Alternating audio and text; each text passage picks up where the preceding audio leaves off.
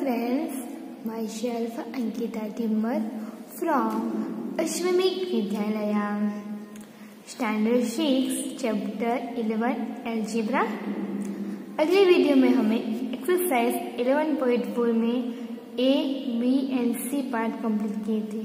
Okay, आज हम D part करने वाले हैं। D पार्ट में क्या है? मीना, बीना and Leena are combined the step to the hilltop. Meena is 8 steps S. Beena is 8 steps ahead and Leena 7 steps behind. Where are Beena and Meena? The total numbers of steps to the hilltop is 10 less than 4 times. What Meena has reached? Express the total number of steps using S. यहाँ पे 3 है, मीना, बीना and Leena है। Okay, और hill top पे है तीनों, उसमें Meena S step पे है और बीना एस स्टेप अहेड यानी आगे है 8 स्टेप और लीना 7 स्टेप पीछे, बिहाइंड पीछे है। तो हम the total number of steps to the hilltop is 10 less than 4 times. What Meena has reached? तो हमें फाइंड करना है। तो फर्स्ट आपको पता होना चाहिए मीना एस स्टेप पे है। तो हम कैसे फाइंड करें? सपोज ये हिल स्टेशन है, ओके, यहाँ पे स्टेप एस है, तो उसमें कौन है? मीना है। उसके 8 स्टेप कौन है? यहाँ पे मीना है और उसके अहेड आगे बीना एक स्टेप आगे है यानी S प्लस 8 होगा ना, बीना। ओके, और यहाँ पे स्टेप 7 बिहाइंड, तो यहाँ पे बीना के पीछे होगा ना। ओके, बीना मीना के होगी बीच में, क्या यहाँ पे होगा? तो यहाँ पे हमें दिया है मीना इज स्टेप से S, Beena is 8 step ahead and Leena 7 step. Meena से आगे बीना 8 स्टेप आगे है और मीना से 7 स्टेप पीछे कौन है? लीना है। ओके, तो हम क्या लिखेंगे? S minus 7। ओके, लीना पीछे है। ओके, डाउट नहीं आपको है तो आप मुझे पूछ सकते हो। फिर हमें दिया है the total number where are Beena and Meena. Okay, the total number of step to the hill top is 10 less than यानी माइनस होगा ना, 4 times what Meena as 4 times Meena यानी 4 टाइम्स यानी 4 का मीना स्टेप एस है, तो एस के साथ मल्टीप्लिकेशन करेंगे 4 टाइम। ओके, 4 टाइम्स एंड दिया है लेस देन 4s माइनस 10 होगा। समझ में आया? यहाँ पे 10 कम है, लेस देन दिया है ना उनको। 4 times what Meena has reached less than 10 less than 4 times what Meena has reached। Express number का निकालना है। तो आपको समझ में आया? यहाँ पे स्टेप एस आगे बीना है और पीछे लीना है। यहाँ पे 10 लेस देन है और 4 टाइम्स मीना है। 4 टाइम्स 4 का मल्टीप्लिकेशन एस के साथ यानी 4s माइनस 10 होगा, ये इसका एक्सप्रेशन। ओके, नेक्स्ट पार्ट है ई। A bus travels at 3 kilometre per hour. It is going for Daspur to Bispur. After the bus has travelled 5 hours, Bispur is still 20 kilometers away. What is the distance from Daspur to Bispur? यहाँ पे express में it using we का use करना है।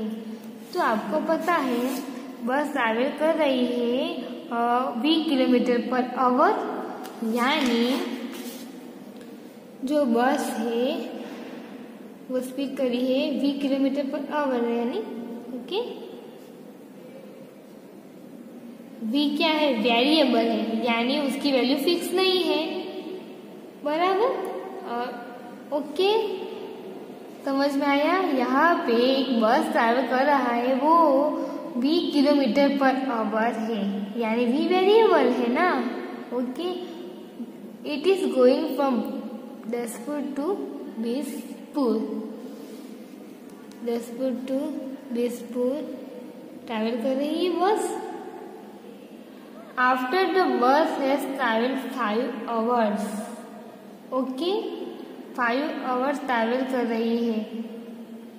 बीसपुर, बीसपुर is still 20 kilometre away, और जो sorry बीसपुर आने के लिए 20 किलोमीटर इस प्लेस दूर है बीसपुर, ओके। तो यहाँ पे जो दसपुर है, आफ्टर द बस इज ट्रैवल 5 hours, यानी दसपुर में 5 hours है, ओके। और बीसपुर में 20 किलोमीटर यहाँ पे पहुँचने में देर है, जो डिस्टेंस, ओके। 20 किलोमीटर दूर है ना, ओके। तो यहाँ पे एक्सप्रेस यूजिंग वी, तो हमें कैसा पता चलेगा दोनों का बीच का डिस्टेंस, दिसपुर और बीसपुर का कैसे पता चलेगा।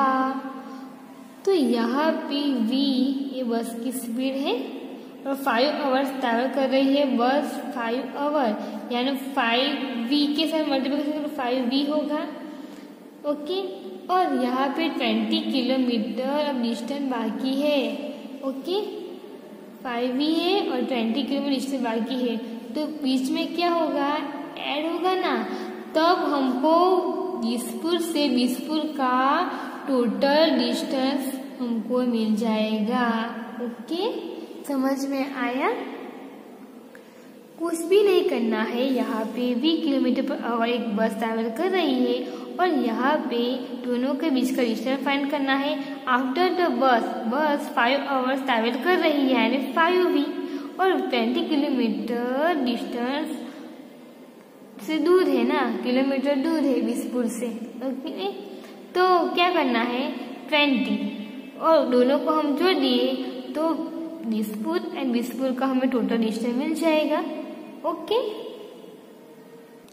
नेक्स्ट क्वेश्चन 2 में क्या है, change the following statement using expression into statement in ordinary language, okay. For example, given Salim score R runs in a cricket match, Naveen score R+15 runs. In ordinary language, minus Naveen score 15 runs more than Salim. यहाँ पे कुछ भी नहीं है, सलीम ने 8 run बनाए और नवीन ने R+15 रन ज्यादा बनाया सलीम, ओके। सलीम ने 8 रन बनाया और नवीन ने 15 रन ज्यादा बनाया, ओके। तो यहाँ पे R एंड R+15 होगा। ए पार्ट में क्या दिया है, और नोटबुक कॉस्ट ₹P और बुक कॉस्ट ₹3P। तो यहाँ पे एक नोटबुक की जो कॉस्ट है वो P है और बुक की कॉस्ट 3P, यानी 3 और P क्या है, कॉस्ट ऑफ नोटबुक, दोनों का मल्टीप्लिकेशन करेंगे, ओके। हमको 3P मिल जाएगा ना, और बुक की कॉस्ट, ओके। आपको समझ में आया, 3P, 3 as it is and P क्या है, और नोटबुक कॉस्ट है, ओके। और बुक कॉस्ट 3B, यानी 3 टाइम्स है ना, book cost 3 times the cost of a notebook, okay.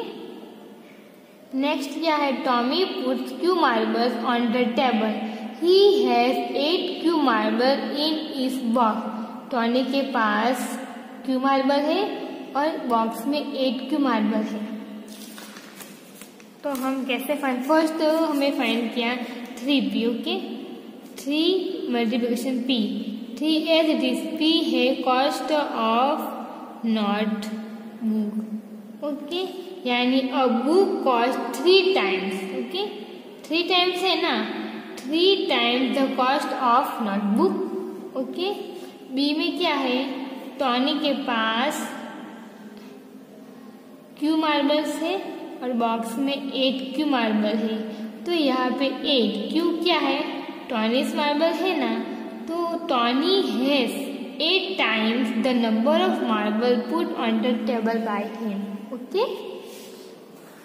Next week क्या है, our class has n student, the school has 20 n student, तो क्या है, क्लास में n स्टूडेंट है, ओके, और स्कूल में 20 n, तो यहाँ पे 20 इंटू n यानी 20 n यानी क्या है, class student, the school has 20 time the number of student in a class.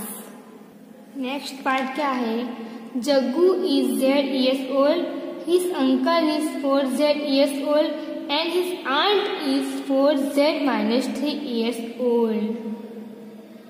तो यहाँ पे जग्गू की एज हमें दी है Z years, ओके, अंकल की एज दी है 4Z, यानी 4 का मल्टीप्लिकेशन Z के साथ करेंगे, यानी 4Z यानी जग्गूस एज होगी, ओके।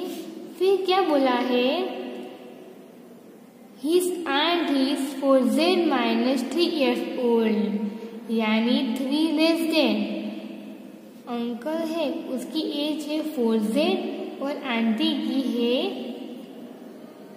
3 लेस देन, यानी अंकल से आंटी 3 साल छोटी है ना, लेस है, 4Z माइनस 3 होगा ना, okay.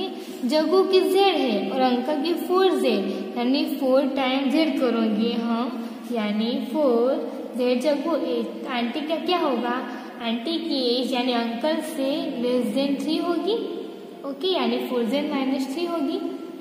Jaggu uncle age is 4 times his age and his aunty age is 3 years less than the age of his uncle, okay। Next E part क्या है, in an arrangement of dots there are arrows, each row contains 5 dots। यहाँ पे रो आपको पता है ना, ये रो होती है, तो यहाँ पे डॉट है वो आरो है, ओके, उसमें हर एक रो में 5 डॉट होते हैं, ओके, समझ में आया, यानी the number of dots in a row is 5 times, हो गए 5 times the number of rows, okay, समझ में आया, वह हर एक रो में 5 डॉट होते हैं ना, यानी 5 times number of dot in row is 5 times the number of rows, okay. तो आपको एक्सरसाइज 11.4 में कोई भी डाउट हो तो आप मुझे पूछ सकते हो। नेक्स्ट क्वेश्चन में हम क्वेश्चन 3 कंटिन्यू करेंगे। Thank you.